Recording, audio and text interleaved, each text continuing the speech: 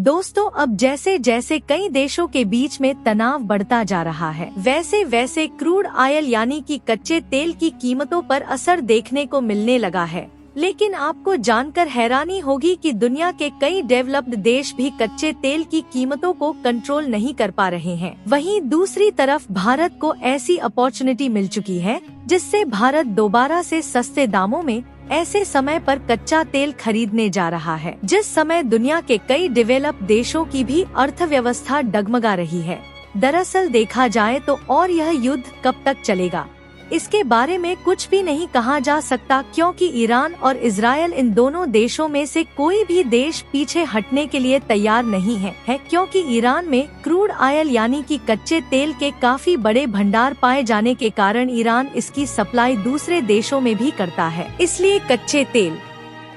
की कीमतों पर फर्क देखने को मिलने लगा है। लेकिन हमारे लिए अच्छी बात यह है कि क्रूड ऑयल की कीमतों के फ्लक्चुएशन से बचने के लिए भारत को नया रास्ता मिल चुका है। दरअसल हाल ही में एक खबर निकल कर आई कि भारत के एक अफ्रीकी दोस्त देश नामीबिया में एक तेल के भंडार खोजे जा चुके हैं, जहां पर लगभग 10 बिलियन बैरल क्रूड ऑयल मौजूद है,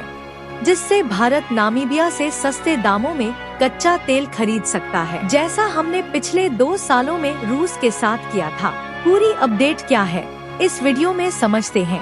लेकिन आगे बढ़ने से पहले भारत को सस्ता तेल खरीदने के लिए एक नए देश में मौका मिल चुका है। उसके लिए वीडियो को एक लाइक करके चैनल को सब्सक्राइब जरूर कर लीजिए, क्योंकि यह आपके लिए 1 सेकंड का काम है, लेकिन इस पर हमारी काफी बड़ी मदद होती है। असल में इस समय देखा जाए तो दुनिया भर में 33 युद्ध चल रहे हैं, और युद्ध चल रहे हैं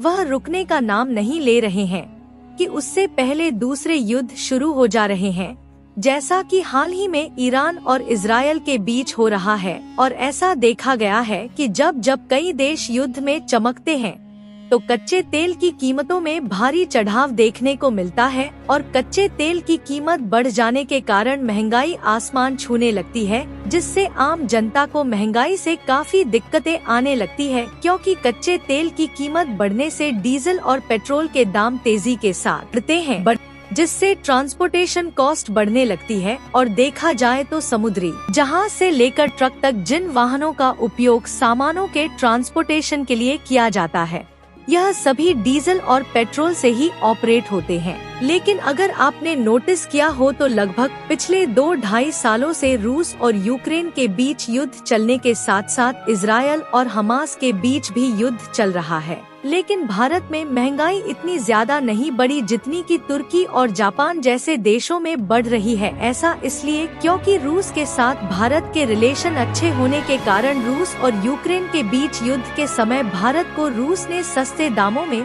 कच्चा तेल ऑफर किया, और भारत ने तमन्ना गवाते हुए भारी मात्रा में कच्चे तेल को सस्ते दामों में खरीद के चोर कर लिया, जिससे भारत को कच्चे तेल के लिए दूसरे देशों में हाथ नहीं फैलाना पड़ा।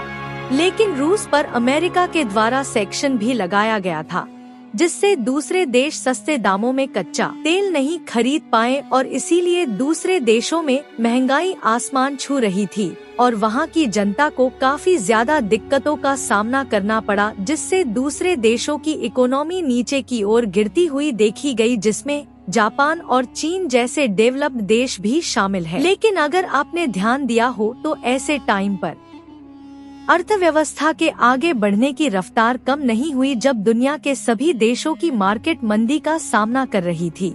फिलहाल भारत इस समय भी दूसरे देशों में कच्चे तेल के मार्केट तलाश रहा था, ताकि युद्ध के समय भी भारत के दामों में कच्चा तेल खरीद सके। और हाल ही में जारी की गई लेटेस्ट रिपोर्ट के मुताबिक भारत को यही मौका अफ्रीका के एक देश नामीबिया में मिल चुका है। दरअसल हाल ही में एक खबर निकल कर आई कि नामीबिया में एक ऑयल फील्ड डिस्कवर्ड कर ली गई है, जहां पर लगभग 10 बिलियन बैरल कच्चा तेल मौजूद होने की उम्मीद है। और इस ऑयल फील्ड को पुर्तगीज ऑयल कंपनी द्वारा खोजा गया है, जो कि नामीबिया के दक्षिणी एरिया में मौजूद है। और नामीबिया के साथ भारत के ट्रेड रिलेशंस काफी ठीक ठाक है, तो ऐसे में भारत नामीबिया से सस्ते दामों में कच्चा तेल खरीदने वाला है। नामीबिया और भारत के ट्रेड रिलेशंस की बात की जाए तो भारत और हमीदिया के बीच एनर्जी सेक्टर को लेकर बीच बीच में कोऑपरेशन चलता रहता है, जिससे आज तक नामीबिया और भारत के बीच पायलट वर्ल्ड ट्रेड में कोई भी दिक्कत नहीं आई।